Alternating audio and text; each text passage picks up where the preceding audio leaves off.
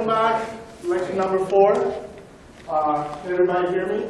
Yes. All right. Today is probably going to be one of the most complicated, demanding lectures because we're going to discuss one of the most complicated problems in theoretical astrophysics.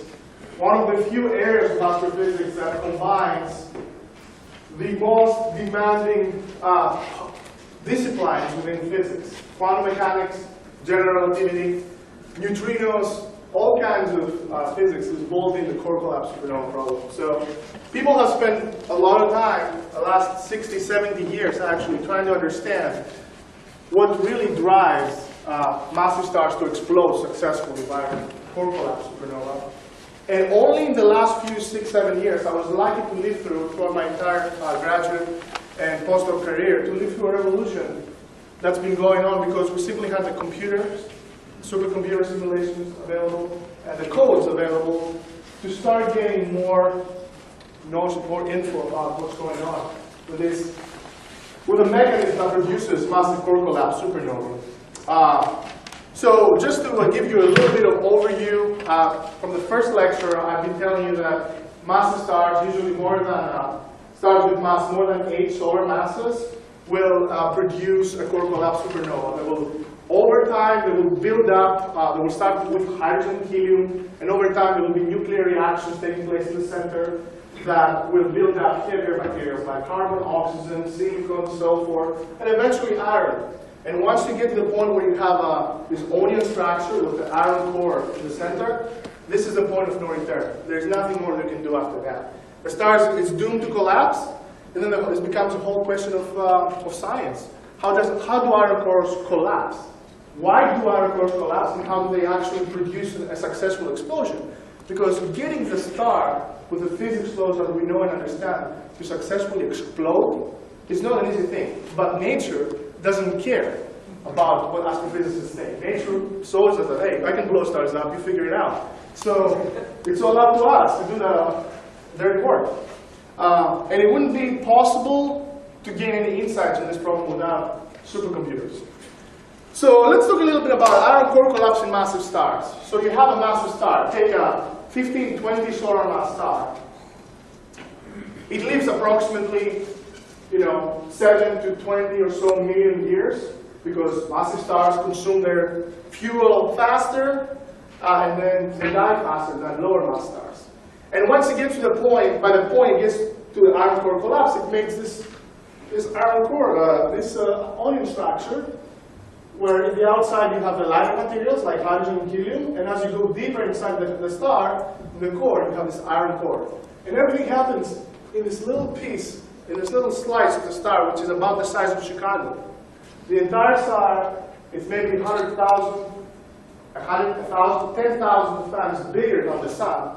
But the important thing happens in this little thing in the center right here, the iron core. And what happens when an iron core starts to collapse? Well, you will start squeezing particles together. And that's when quantum pressure, quantum degenerate pressure, which I talked about in the first lecture, and I keep bringing up over my lectures, will become important. At this point, you will start squeezing the atoms so close together that they will break up, and then it will start bringing the constituents of atoms themselves, like protons and neutrons and electrons, together. At some point, you will have a ball of electrons, which is really what a white dwarf is, carbon also named, but really it's supported by electron degeneracy pressure. But when you're that massive, that's not even that's not going to help. Gravity is so strong when this iron core collapses that it brings those electrons so close to each other and so close with other particles like protons that they can combine. So you get electrons combining with protons, producing neutrons. Now you have a more massive particle than the electron. You have a neutron. And you start making a ball of neutrons. And that's when the neutron degeneracy pressure, instead of the electron degeneracy pressure, becomes important. And then neutron degeneracy pressure is stronger, and in some cases can halt collapse. And this is the point when you can stop collapsing down to a black hole. Now, if you're really massive in some cases, not even neutron degeneracy pressure is going to stop you. You're just going to go down to a black hole. That's the point of no return. But when that happens, even in the process of getting to a black hole in some cases, you will form, for a short amount of time, a dense ball of neutrons in the center, a proto-neutron star, as we call it. And while you're bringing in electrons and protons and combining them to form this neutron ball, this neutron star, you will produce one of the most spectacular and enigmatic subatomic particles in nature. You produce neutrinos. Neutrinos are very interesting because they travel at the speed of light, and they have virtually zero mass. They have very, very, very, very tiny zero mass, and they interact very weakly with matter. Right now, as we speak, there is millions and billions of neutrinos that go through your palm every second. And you don't feel anything, and they go through the Earth, and it's really hard to detect them because they just don't interact with matter, and they just go through. Matter is transparent to them. So they're produced in the core of these stars, and then they go through with the speed of light, and they escape the explosion well before light that we can see does. So when core collapse happens, we don't really see anything yet with our telescopes. We only start seeing things when the explosion happens and a shock wave moves outwards towards the helium and hydrogen shell and eventually breaks out of the surface of the star. That's when we start seeing light, as we know it, optical, X-ray, emission, whatever. But these things that are produced in the core, they don't have to wait to diffuse out here. They just stream through the entire stellar matter. And they're the first thing that comes out from the explosion. Now, countries have spent billions of dollars, the United States, Japan, Italy, to try to detect those particles. And indeed, we have managed to detect a few of those. One of our favorite supernovae in history, that I'm going to talk about later, Supernova 987A, was close enough that we were actually able, it was the first supernova, that was why it was so revolutionary, that we're actually able to detect 7 neutrinos out of it. It produced trillions and trillions and trillions, but with our billion-dollar detectors, we caught 7, and we're happy about it because they're so, so hard to find. So keep in mind that it's really hard to detect the neutrinos, but they are very important in the process of core collapse supernova because they carry 99% of the supernova energy. And the question is how you can tap the remainder 1% that's left behind to produce a successful explosion, to aid a successful explosion. So 99% of these things just go out, they carry most of the supernova energy, and then you have 1%, namely, we like to use for energy unit we call ergs in physics, and typically the core collapse supernova have energies of 10 to the 51 ergs. That's 1 followed by 51 zeros. It's a lot of energy. But in reality, it's 10 to the 53 ergs are produced because most of it is in neutrinos. But the luminous output is 10 to the 51. So let's try to get into more details about how the process of core collapse takes place. So imagine this. Initially, you have this big star, and then you have this big iron core that collapses down to something like the size of Chicago. Something with a radius of about 10 kilometers. It's super dense condition at this point. So when you have something so condensed and so gravitationally strong, you obviously need more energy to blow it up. The stronger the gravity, the more energy you need to pull things apart from gravity. And it turns out to be 100 times, you need about 100 times more energy to have a successful explosion. But even that alone does not guarantee explosion because you have not factored in the importance of those particles, the neutrinos, that carry energy, and what the effect of that energy, of 1% of energy they carry, that stays in the supernova and the neutron star. That's the only part that gets trapped. What the effect will they have in the explosion? Now, of course, one of the main reasons that problem has been very, very hard is because we didn't know a lot of things about neutrinos. We needed to build giant particle accelerators like the one in Switzerland, like the one that started in Texas that never got finished. a lot of accelerators that to just be able to study some of the basic properties of neutrinos and their different flavors and how do they transition from one form to another, their role in nuclear decay and everything. So neutrinos have been a mystery, and we've been collecting knowledge on them for over years. All we had was approximate theories about what kind of energy they carry and how effectively they can be trapped in dense material. That's all we had. And we've been using these flawed theories for a long time because we didn't have anything better than that to use. So the question is, use these really hand-wavy theories for this 1% of energy carried by neutrinos, and does it make a difference? Well, it turns out that simulations show that it's kind of like a fine-tuning problem. If you have, if you only use 0.5% of this energy, of these neutrinos, it's not going to do anything. We're not going to produce a successful simulated explosion, but we see it. Again, nature explodes stars. Now, if you have something slightly bigger than 1.5, yeah, you will get a successful explosion. So it's really a narrow range of options you have in terms of trying to get something successful. So, as I said, and I alluded to before, the strong iron core collapse is halted by quantum pressure, initially by electron degeneracy pressure, but then if you have something really massive, electron degeneracy pressure is not even good enough, so you can bring protons and electrons together and form neutrons and neutrinos. And then you have neutron pressure, which is stronger. Sometimes it can do the job, sometimes it can't. And then you're going to produce billions and trillions of neutrinos that come out of your explosion.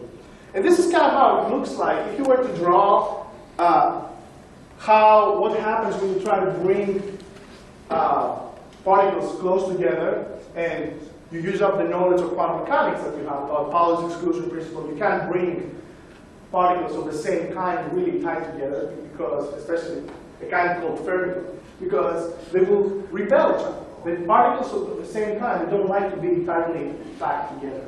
And that's the basic fundamental property of quantum mechanics. But that's what this process is doing. It's trying to bring those particles together. That's why they exist. So initially, you will just have a charge repulsion. Protons don't like other protons. They have the same charge, they repel each other. But if you squeeze them enough, you will start getting in this regime where you get nuclear attraction, because you overcame this potential well, as you like to call it. But eventually, if you get really too close, then you have again the quantum effects of the Fermi exclusion principle that would tend to not allow you to bring them even closer. So you're going to have nuclear repulsion at very, very short distances. So it's kind of a complicated way it works when you bring things together. And if you remember, last time I said that this critical mass for neutrons, for white dwarfs, for type 1a, this is not type 1a supernova, now it's type 2 core collapse supernovae, was 1.4 solar masses, where in this case, when a kind of limiting mass to create a neutron star is going to be around 1.5 to 2 solar masses. Anything above that will pretty much guarantee to make a black hole. So this is another narrow range. So most neutron stars that we observe, that we find with our telescopes, we're right. They're about in this range. They're about 1.5 to solar masses. And rarely in the higher end. They're mostly around 1.5, actually, statistically. So it is a tough physics problem, and if you try to do it naively, by just taking a model of a star with an iron core that collapses, and then as it collapses down, it rebounds, and it produces a shock wave, no one has been able to get successful explosions that way. People have been doing it in one dimension, like assuming spherical symmetry, because that's the kind of computer power they had back in the day. And they're all failing. You need to add something. You need to artificially crank up the energy input from the neutrinos to make it successful, but there's no physical reason to do that. It has to come out naturally. It has to come out because the physics is right, not because it turned out to know, right? So it didn't work for a long time. It's kind of like you've all seen waves piling around rocks in the sea. It's kind of like what happens in those 1D simulations. You have the shock that's been created, then matter goes through the shock, through this blast wave, but nothing regenerates it energetically enough to continue along the mass of the star and blow it apart. So you have this shock that just stands there, a standing shock, as we like to call it, a standing accretion shock, but does nothing. It just stands there, and the star doesn't explode. In a way, it's kind of like boiling in a pot on the stove for a long time. You know, it will start to rattle if you leave it for a long time, but it will not blow up the ceiling. So this is kind of the similar thing that happened when we naively tried to simulate core collapse supernova for a long time. We were getting unsuccessful explosions. Nature was telling us one thing, hey, massive stars explode. Our models were telling us another thing, no, we can't get them to explode unless we cheat. So that was a big problem, that wasn't a real solution. So we had to do something about it. So now I'm going to show you the difference between an animation and a simulation. So for educational purposes, NASA produces a lot of animations that show the broad behavior of a physical system. In this case, I'm going to show you supernova, so that people can understand broadly what's going on. But a simulation is more sophisticated than that. This is a thing you spend millions of CPU or computer hours run on a supercomputer with all the physics and complicated code implemented, trying to understand exactly the physics of what's going on. So this is an animation of a core collapse supernova. What you will see, this is a big star, and as the movie goes along, we'll be zooming into the core of the star until you start seeing the iron core. I think the color they used to denote it is purple, if I remember well. Manos, let me dim the light. Yeah, give me a second. I'll dim the lights upon request just for the movie. So we are moving, or the star is coming out to We're zooming, we're going to the star. That's what's going on. So that's a star. It's a red supergiant in this case. And you go in, the outer material is hydrogen helium, then you go through carbon, oxygen, silicon, and you keep zooming in, and eventually you're going to see a purple dot in the center, the core. Because when the core starts to collapse, it will produce a neutron star. There it is. Boom. And then, in this schematic way, the neutron star is going to start producing a shock wave that's going to be moving outwards because it explodes, and boom, that's a supernova, ta-da, and the outer ejecta expand, and inside you have a pulsar left over that rotates really fast and produces these pulses of light that, when I told you last time, when people first saw them, they thought it was, aliens. But that's what happens in a very, very simplistic way. But in reality, things are much more complicated. And this is what people do. And actually, one of my good colleagues who used to be here at the Flash Center at the University of Chicago, Astronomy and Astrophysics, and is now a professor at Michigan State University, Dr. Sean Couch, he's built a very impressive career doing this kind of problem, looking at this by running millions and millions of CPU hours on the Argonne National Laboratory supercomputer, the Mira supercomputer. So now what you're going to see here is a full three-dimensional simulation performed by our code, the code that we've been using in the Flash code, and run on the supercomputers of the Argonne National Laboratory. And what you see here, so before I play the movie, I just want to let you know that you will see a scale here. This shows you the scale of the simulation. At this point, it's 200 kilometers. But this number will be changing as the movie is progressing. It will be getting bigger because the camera will be zooming out. Because we want to follow the explosion. Eventually, this is going to produce an explosion. We're going to see how complicated it is in 3 dimensions. And then we're going to be moving out of it so we can see it expand. So bear that in mind as I'm going to be playing that movie. This is not spinning, there's no way. There we go. No, it's not spinning. So the explosion takes place, and then you have neutrinos heating up material right around the neutron star, creating this convection that I've been talking about, this little hurricane, this chaotic movements of matter up and down. And as you can see, this thing is not spherical. I'll be coming back over and over again. And you can see the scales expanding, which means that this is a shock. The outer border of this is the shock that moves outward. And it doesn't have a round shape at all because it's all influenced by these complicated convective motions of matter that's been burning and heated up by neutrinos. Let me play that one more time. So again, neutron star explodes, convection, and then you have heating of this material by neutrinos that strengthens this, that empowers these motions as you go up. And then you create a shock that eventually expands throughout the star, and will blow the star up. We don't see the full, it's really, really expensive, even at this point, to run the simulation all the way from core collapse, from down to 10 kilometers to several thousands of miles across, all the way to the outer edge of the star. But once you get a critical threshold, once you see the shock expanding really fast enough, that's the point of no return. You're pretty confident that your star is going to blow up. And this is what this shows. And this shows another thing, which actually is better shown in the next slide. The importance of simulating nature as it is, in 3 dimensions. So Sean has been looking at this problem by running both 2-dimensional, which are cheaper to do computationally, and 3-dimensional simulations, including all the best we know about neutrinos so far, the best knowledge we have, which has been advanced over the last few years as well. And he's been doing this in 2D and 3D.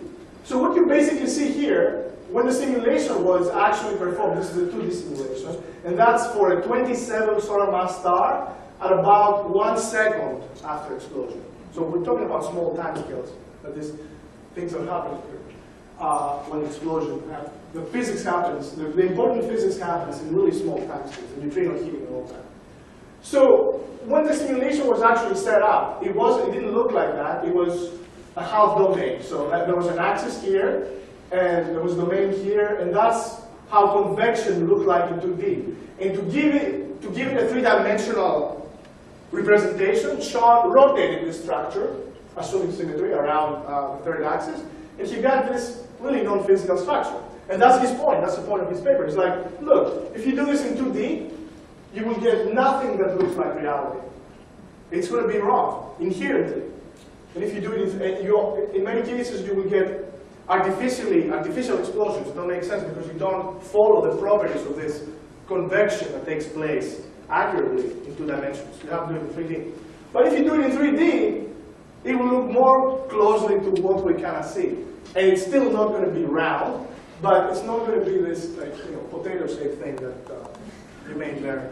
So this illustrated to the community, I think, in the best way that we need to focus on 3-dimensional simulation, add all the physics that's important. It turns out there's more physics that's not in here.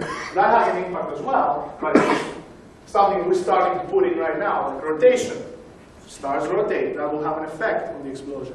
Magnetic fields, that will have an effect on the explosion. But that's not in here. But even in that case, you see a huge difference and the importance of doing the 3D.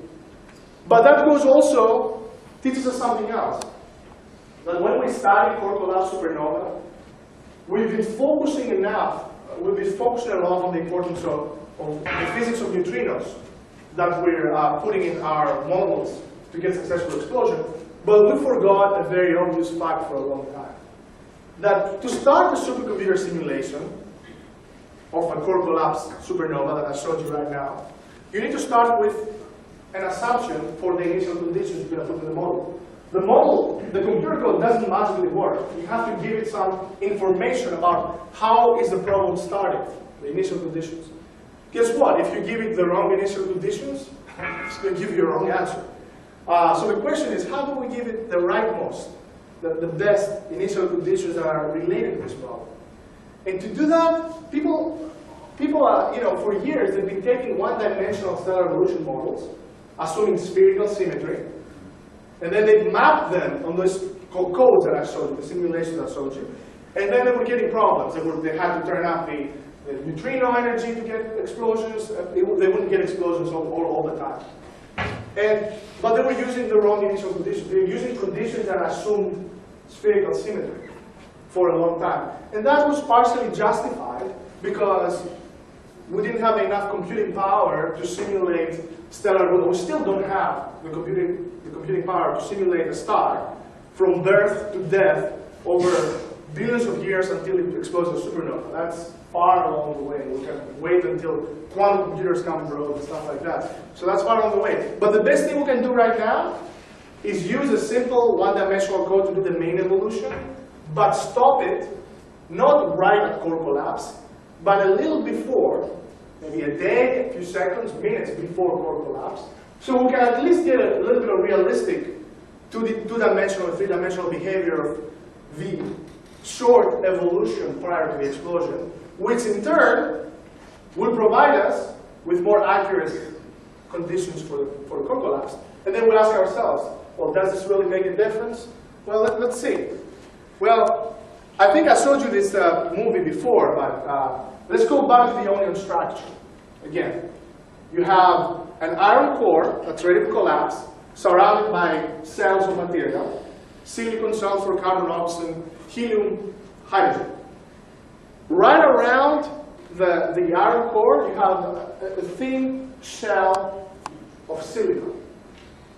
Material, silicon in this case, and so forth, burns in really high rates. When I use the term burn, nuclear reactions happen in this little thin shell of material around the core in a really fast rate, in a way that creates chaotic motions, convection, as I like to use. This hurricanes, as I jokingly call them. And we actually had a hurricane. I shouldn't joke about this because it was a big hurricane in Mexico or something. So now the question is, how does this vigorous movement, non-spherical movement of material impact the initial conditions before the iron core collapses? And we have done this, and this is work that I've done in collaboration with Sean Couch and people from the University of Arizona, trying to see, okay, let's take a start from a code and simulate for a few seconds or days or hours before it actually collapses, and see what it looks like. And we've done this both in 2D and 3D. So this is a movie that I'm going to show you what it looks like in 2D. Now, in the upper right panel, you see the silicon. So here in the center, you have the iron core, that blue area here is the iron core. And this yellowish-orange shell on top of the iron core is the silicon that's producing this, will produce in the movie, as you will see, those chaotic motions. And up here, you will see how the velocity, how the speed of material looks like. It will show you the circulation of the material. And the panel on the lower right shows you where you have more iron. So it basically shows you, again, the iron core, which is what you don't have here, you have here. So the yellower the color, the more the material. That's where you have silicon, that's where you have iron. And this panel, it just shows you how much energy is produced in its particle star. And that's a two-dimensional simulation. But it shows the point. So you can see that as you start slowly over time before core collapse, you create those little hurricanes, this convective motions, and actually in two places. So this is not a perfect circle. You're still having this really complicated structure which produces mixing, which slightly changes the structure of the star in the minutes and hours prior to it collapsing. So that alone shows you that the initial conditions that we're using for this need to be revisited. It's not a one-dimensional thing that you just put in your code. There's actual velocity here. There's velocity that's non-radial. There's velocity that's angular, that's circular. There's circulation velocity. I'll play that movie one more time. But yeah, that alone, even in 2D, shows you that there's more work to be done. But in 3D, which is a slice of the model that I showed you here, so basically what you see here, the slice is that slice, but in 3D. And that down here is the core, the iron core. You can see that in 3D you get a lot of circulation as well. It kind of looks like a sponge. You know, it doesn't look really like a sphere, like a smooth structure. You have pockets of gas that move way faster than other pockets of gas. In this case, you have pockets of gas circulating with speeds of hundreds of kilometers per second. So then what happens if you take these structures that you see, which are more realistic than taking a 1D spherical model and directly putting it in an explosion, and you follow it, you spend millions and millions of computer hours, and you follow it to collapse. Well, what happens is that you get successful explosions because your initial conditions to the problem are more correct. Because there is energy, besides the energy that you have from neutrinos, to heat up the shock, to reinvigorate the shock, to blow up the star. Now you have this little energy stored in those cyclonic motions that you can amplify and use that energy as well, along with convection, to successfully explode the star. So just that change alone, looking at more accurate initial conditions, was revolutionary and revealing to all of us that, hey, you know, let's take it a notch back. Let's go back to a little bit of stellar evolution 3D and see what happens. And that made a whole lot of difference. And now, by including more realistic initial conditions, we get successful core collapse explosions. But there's more problem than that. Okay, before the actual star explodes, you know, we figured out that multidimensional structure is very important.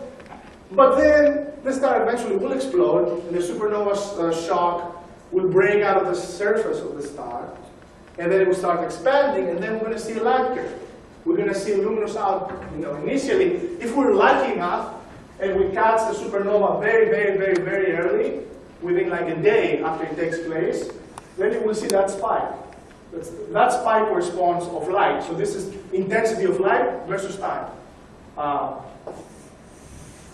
this is time, and this is luminosity. So initially we'll see that spike, but a shock breakout, which corresponds to the actual blast wave exiting the surface of the star, the hydrogen envelope, if it's there, of the star. But then we'll start declining, and then later on we'll see a re-increase of brightness, which will eventually fade away. And I'm going to devote an entire lecture about light curves, because just looking at this gives us a lot of information about the nature of the star that blew up as a supernova. So that's what we usually see with our telescopes, okay? But that changes a little bit, and actually sometimes a lot, when the environment around the star that exploded is not clean enough. When there's not just vacuum around the star, there's matter around the star. In some cases, this is circumstellar material that was lost by the star in the few years prior to it collapsing as a supernova. So it's still going to be around there. There's still going to be material lost by the star that's going to be diffusely around the supernova. So when the supernova takes place, and the star starts to expand, the supernova starts to expand, it will eventually ram into that material, into that pre-explosion material. It basically rams into itself in a way. And that interaction with the circumstellar matter will change how this light curve looks like with the telescope. Because it's very energetic, you'll have solar masses of gas piling into another solar mass of gas. We're talking about large numbers here. And the momentum and the impact will produce another blast wave. A blast wave that moves forward, a blast wave that goes back into the star, into the supernova. And it's going to become such a complicated process, and it's going to change how it looks like. Now, how do stars lose mass? Because obviously they do. It's something we see with our telescopes even before they explode. We see it for our sun. Our sun is a low mass star. It's never going to become a supernova, but it loses mass via gentle solar wind material. So there's two ways in astrophysics, in stars, to lose mass over their lifetimes. There's a gentle way and there's a non-gentle way. The gentle way is the wind-driven mass loss, where slowly a star, because of radiation that comes from the star itself, removes the outer, very lightly bound material from the star over time. And over a long period of time, millions of years or so, you have some diffuse material around the star. And if the star started, say, 8 solar masses, before it becomes supernova, it's 5 solar masses, because over time it lost 2 solar masses of material.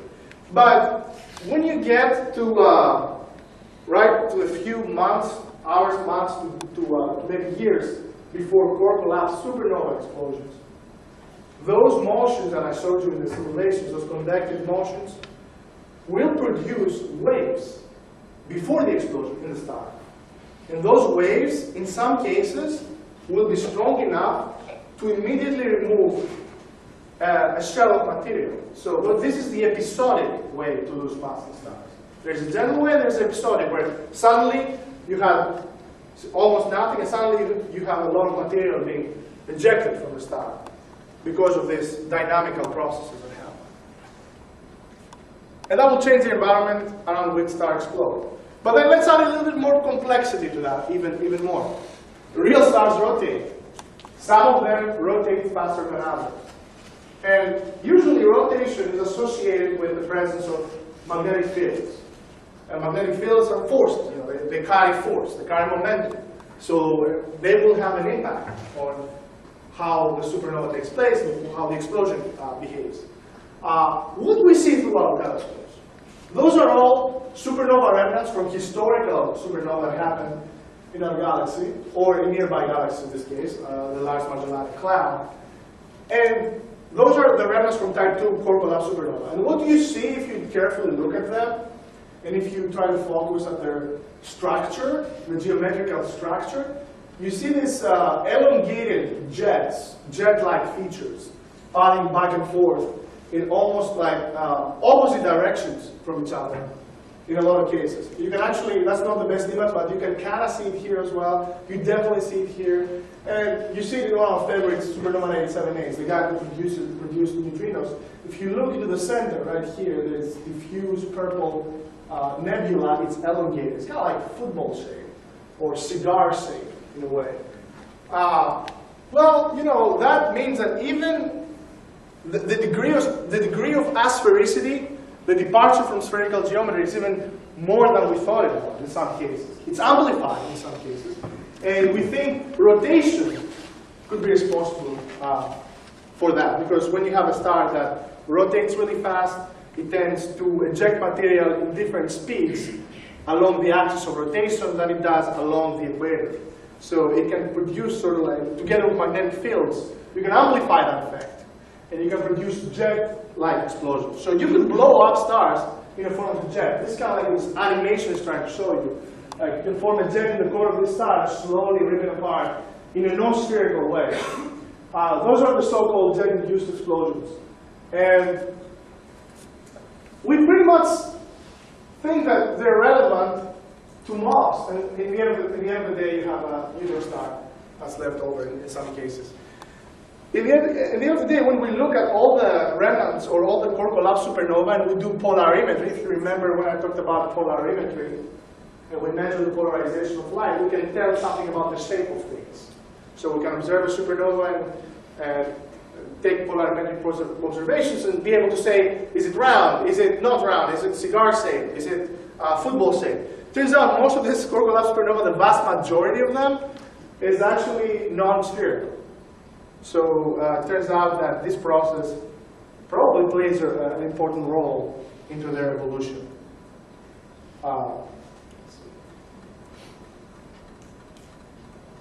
And again, Sean and me go back a long time. We're both graduate students at the University of Texas. We have the same supervisor. We're friends. He brews great beer, so we can have great astrophysics conversation over beer.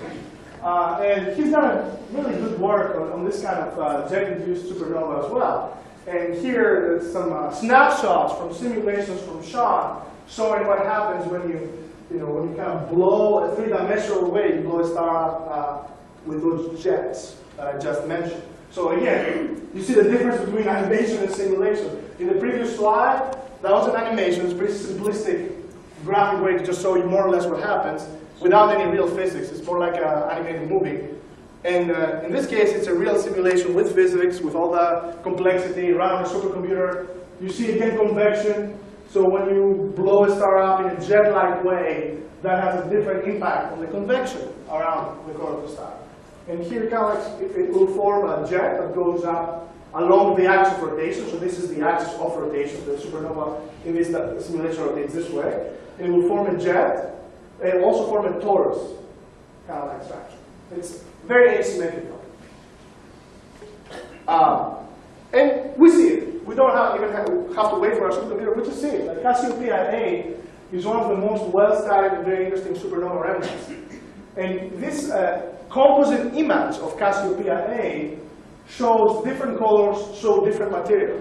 So we're able to measure the emission from different regions within Cassiopeia A and be able to say what is where is oxygen, where's the radioactive material, nickel, where is silicon. Turns out this bluish color right here corresponds to where the radioactive material produced by the explosion is left over. And it's distributed in a non-spherical way.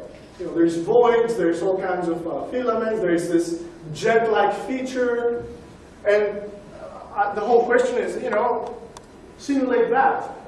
Try to produce what nature is giving you. If you do it with the right initial conditions, and with the convective motions, and all the three-dimensional effects that I just described, you get something that's very close to what you say. But obviously, it's still a big challenge to properly simulate, so we'll have to make assumptions. Because again, it's very expensive to simulate the entire process in one simulation, from core collapse all the way out to the post-supernova expansion of how it looks like several million years after the explosion. It's impossible right now with our supercomputers. So we'll have to do it in steps. But we talk about supernova. We now have a very clear, over the last 6 years, we have a very clear view of how core collapse type 2 supernova takes place. We know that neutrinos are important. We know that the initial conditions are very important. We know that rotational magnetic fields are important.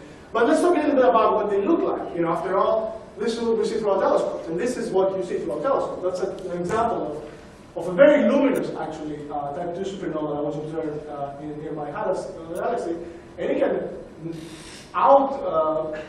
it can outshine their host galaxy. And the energy from a single supernova, if you were able to effectively harvest it to power the United States grid, you could power the United States energy grid for 10 to the 22 years. That's 1 with 22 zeros followed after that. So energy problem solved. And what happens in the end? That's kind of redundant to what I've been saying all along. Is you can have two situations where a massive star dies. You can either have a single massive star dying, where it's going to make an onion structure, and eventually it's going to, there's the onion structure, helium, carbon, oxygen, with the outer core that explodes and eventually leaves off either a black hole or a neutron star. But again, you will have this very interesting configuration. Actually, a gentleman came down before the lecture. He asked me about a recent news about finding a binary system of massive stars, with both stars being around 20 solar masses. So and really close to each other. So they rotate really, really close around each other. And now we believe that most massive stars, observations suggest that most massive stars are in binary systems.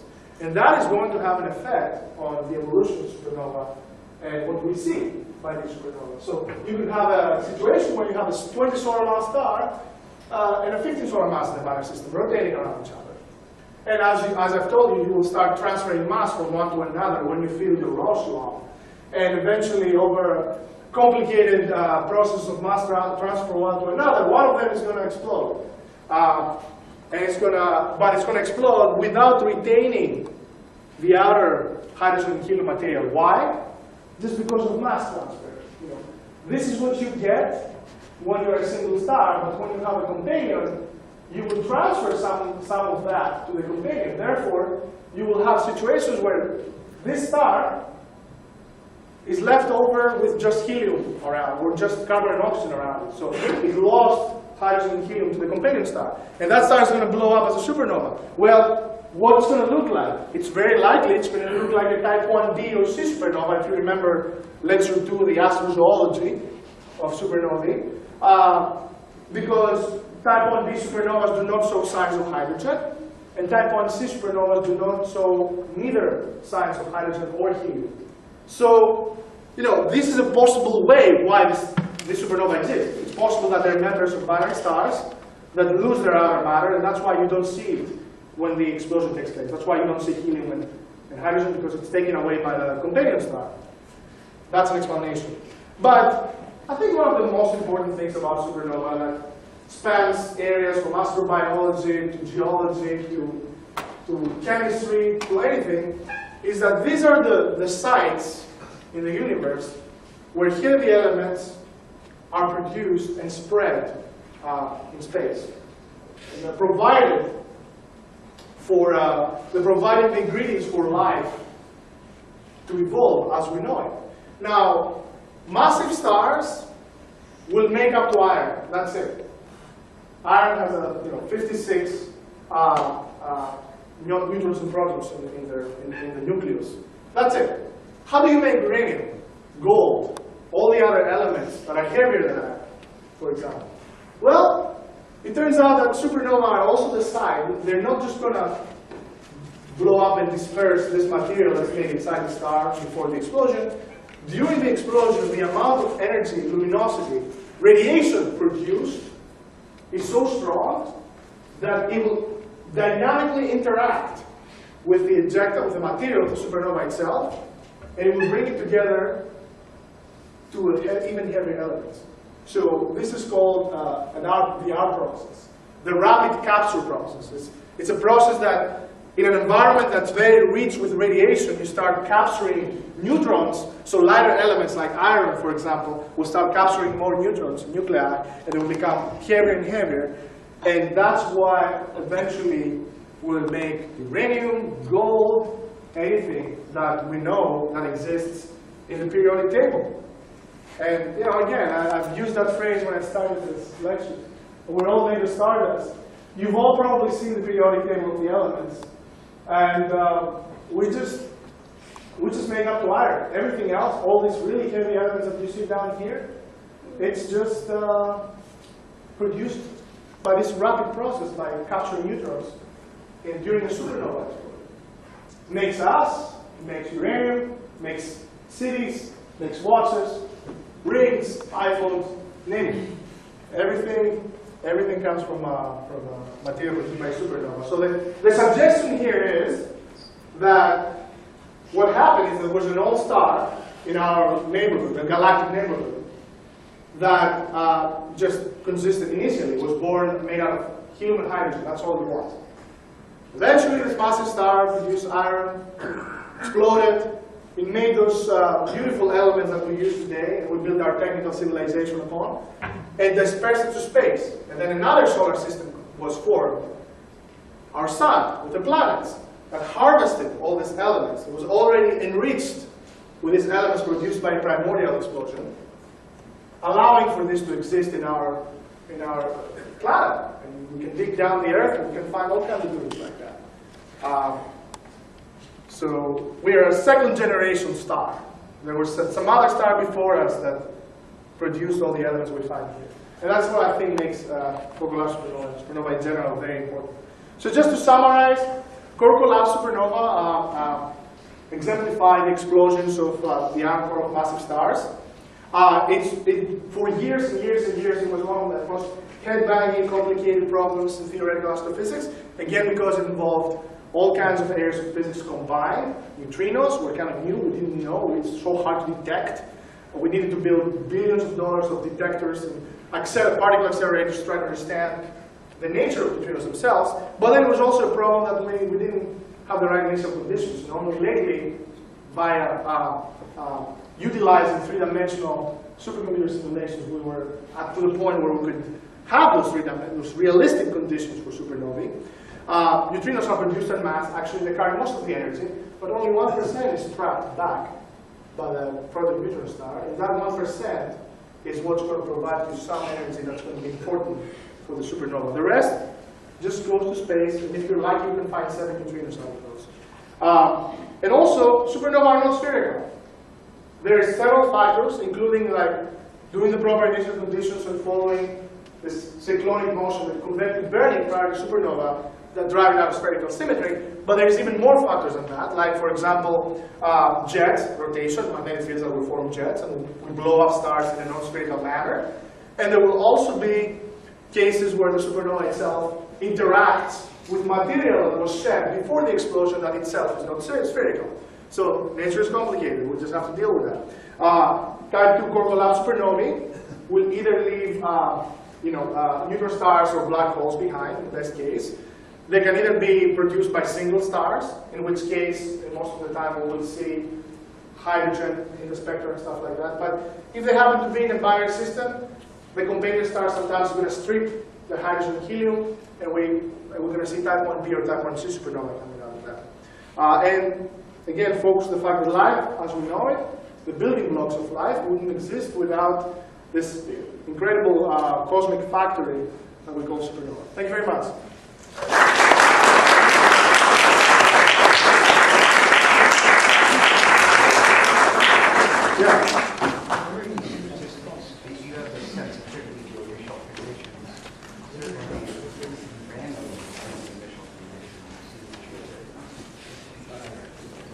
extent of the, some kind of metric of the extent of the sensitivity?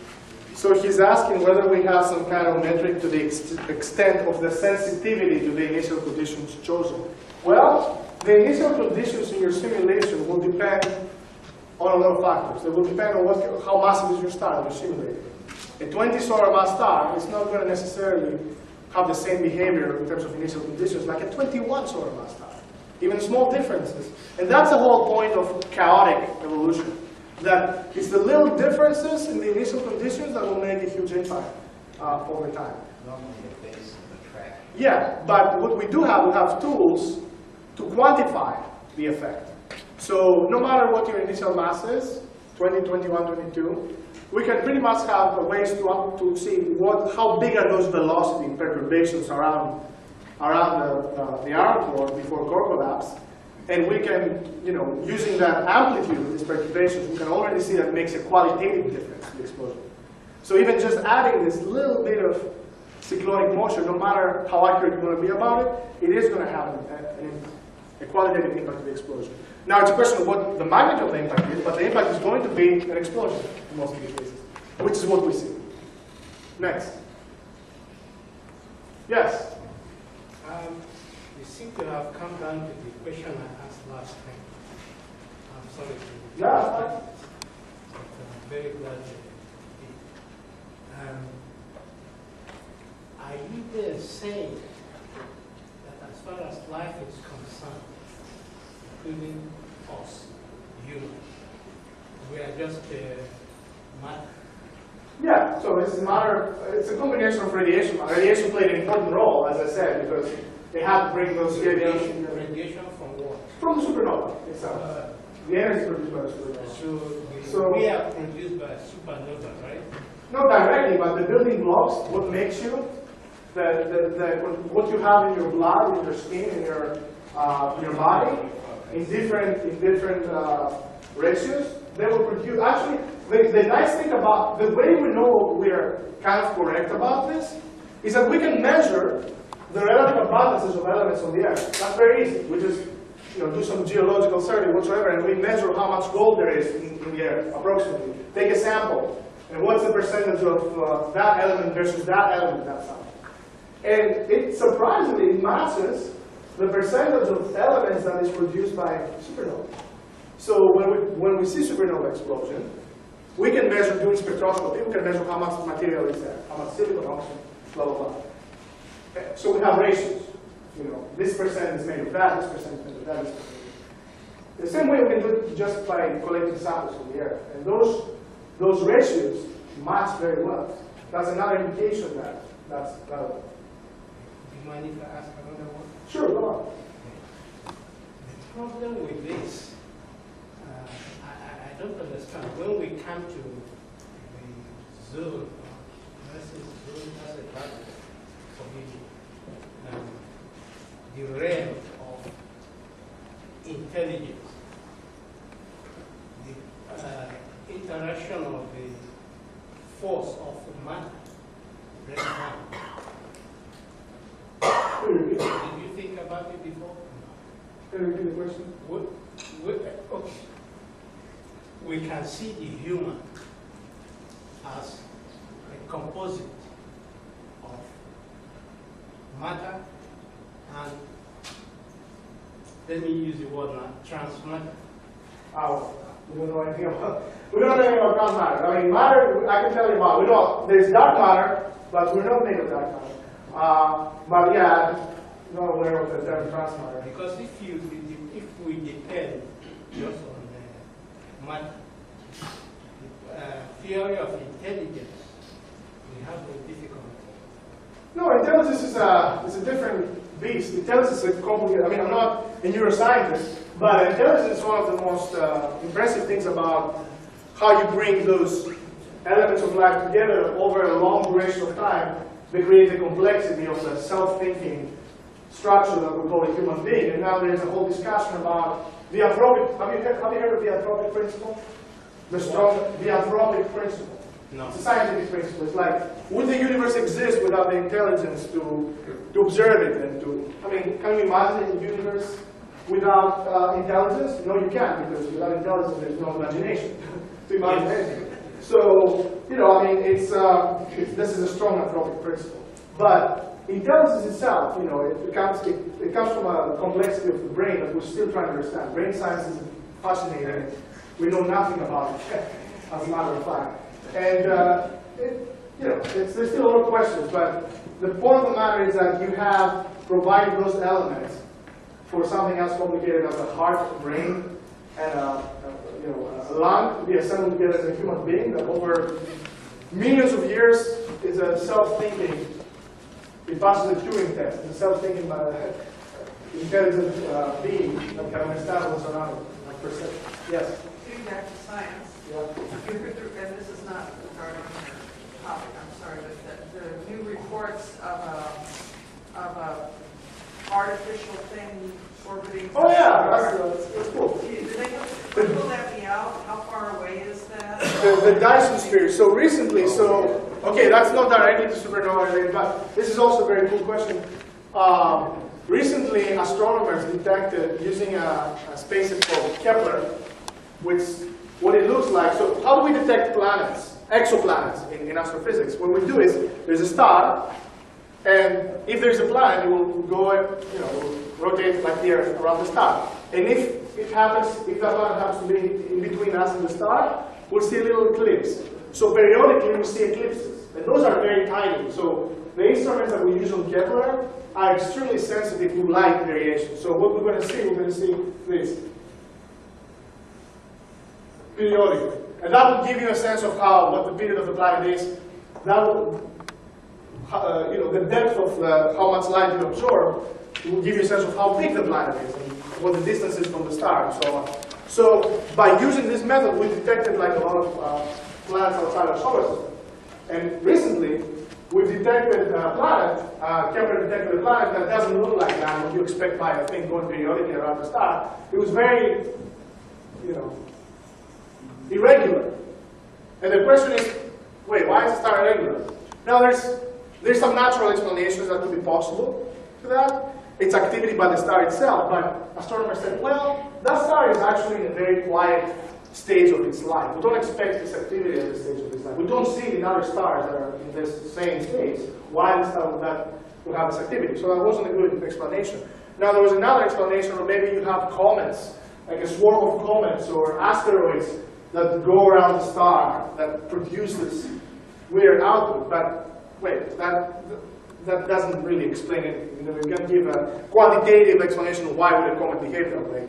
So an idea, usually aliens is the last resort, but an idea that was proposed was that a very intelligent population can build artificial structures that completely engulf a star, a planet, in order to harvest the energy from the star. Like, we want to harvest the solar energy. We're already thinking about things like that. But if you take us and you fast forward 1 million years, we're going to be extinct because we killed each other, or we're going to build those amazing structures around stars that will collect the solar energy, and we never have to worry about the energy problem again. So the thing is that you can have the structures rotating around the star in a way that blocks light irregularly. So like imagine a cellosphere that is not a perfect sphere, but it has holes and patches that rotates around the star, that it will produce something like that. So that's far-fetched. I mean, there's no proof yet. Now, however, you probably heard about SETI, the Search for Extraterrestrial Experiment. So the private sector is telling, well, Paul Anna, the co-founder of Microsoft, he's put a lot of money on this project. And what they're trying to do is they're looking, you've all seen Contact with Jodie Foster and Carl Sagan. Yeah, she was so cute back then. So they've all put a lot of energy into trying to detect radio signals from intelligent populations. Like we use transmission, like we use radios and TVs and all that. We send out to space several of our broadcasts. We think that aliens must have a way to communicate. Therefore, they also use radio waves maybe. So they're turning those telescopes to this star. They're turning the SETI radio telescopes to this star, trying to see if they can catch something. I'm pretty sure it will make the front page if something happens. But how far away is this? It's not that far away, actually. It's, if I remember well, I'm not sure, it's 6 to 100 light years away. It's not that far away. I mean, for astronomers. Since we are talking about science, can we focus all that tremendous energy which helps folks in scientists to what's going on in Congress? Politics is more complicated than science. Yes. There's a theory that the first candidate for a Dyson sphere would be a white dwarf. I'm not aware of this one, but yeah. Really? Okay. Well, I mean, it's smaller and therefore more likely. Has anyone done any projections as to the possibility? And of course, if you've got a white dwarf that is going to progress to a supernova, of course, that wouldn't be very useful. However, it might still be worth looking at from a theoretical standpoint. Yeah, I'm not aware of any more work done on the issue. I mean, one thing with white dwarfs is that, I mean, if you're a dense population, you don't really want to get too cruel. I haven't heard any more advances with that, personally. Okay. I mean, also, the other problem is, to turn around and how will a white dwarf provide enough energy for any planet around it to be sustainable for life? I mean, it's just, at this point it becomes science fiction. You know? But it's an interesting point. I mean, I haven't seen any more research on that. Yes? Okay. Some supernova collapse in days, some months, some years. Is the length of time related to anything? Is that just random? Very, very, very good question. That would go back to the light curve, but let me allude to that. First of all, when you say the timescale of collapse, do you talk about the actual timescale that it takes for the iron core to collapse and produce a blast wave, or the actual timescale upon which you see the supernova evolve? There's different things. Iron core collapse happens in seconds. You know, it's a really fast process. It's a fast dynamical process. But you're not going to see anything until, at least with your telescope, until the supernova shock travels all the way out to the edge of the star and breaks out. When that happens, you're going to see something like that. And then you're going to have two kinds of timescales. And I'm going to really talk about them in a separate lecture. You're going to have how long that spike lasts, and then you're going to have how long the main light curve lasts. And those two things can tell you something different. That part of the light curve can tell you something about the size of the star. It takes a certain time for the blast wave to reach from the center to the star, and this luminous atom can tell you something about how big the star that is in terms of radius. That part of the light curve will tell you how much mass you have in the expanding supernova ejecta. It will tell you something about the mass, and it will tell you something about how much energy you're producing to heat up the ejecta, how much radioactive material, nickel, for example, you're producing to heat up the ejecta. So those timescales can be different depending on what kind of star you have. So a 20 solar mass star exploding will not have the same light curve as a 15 solar mass star exploding. Now that's one of the main differences between core collapse type 2 supernovae and type 1a supernova. Type 1a supernova, as I said in the last lecture, with white dwarfs, pretty standardizable because they're around 1.4 solar mass, so they all have similar light curves. Whereas type 2 supernova explosions, you have 15, 20, 25 solar mass star exploding with different properties, and it will look differently. Other question? Yeah. I know I have the luxuy of on-demand quantum lectures whenever I want them, but I've got a question. So I know that not every star probably has like the same composition or ratio of ingredients, but in a binary system, do they lose the same components every single time, or are they losing, like, what kind of components do they lose to their binary components? It depends on how strong the binary mass transfer is. There's really no unique answer to that. So in some cases, it depends how close the systems are, how massive they are. In some cases, they will be in such a distance that they will, remove just the hydrogen, but they will leave some helium behind.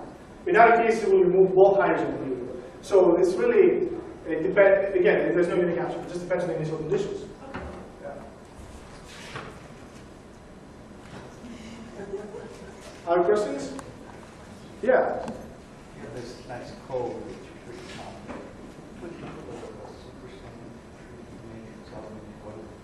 Supersymmetry? Yes. Well, Can you repeat the question? Repeat the question. Yeah. So he's asking whether we are incorporating, if I'm right, supersymmetry into our code. Well, no, I just asked if anybody's done that or looked at what it does to degeneracy. I don't think anybody considers that, but I don't think it's also important. The limit of supersymmetry becoming important in some atomic level. Yeah, I don't know. It's a fair question. I'm pretty sure there are other codes by subatomic atomic physicists, nuclear physicists, that they're doing just supersymmetry calculations. But the processes that can all be wrapped in and evolved into a more broad natural laws that are good enough for what we're doing. We don't even have to go into that detail. So when you use simulations to describe a natural system, you have to define the grid, you have to define how big your system is. The scale is very important. And you have to define the time. Upon what time scale processes are important. So these are too big. Exactly. And then you have to define what resolution do I need, what scales do I need to resolve to understand this properly. That was a big problem for a lot of years in Type 1a supernova when I talk about transition from deflagration to detonation, because it was really hard to resolve from bigger scale down to a tiny scale when the flame transitions to a detonation. That was a big problem. So yeah, it's a matter of what kind of problem you're dealing with. Any more questions? Thank you very much.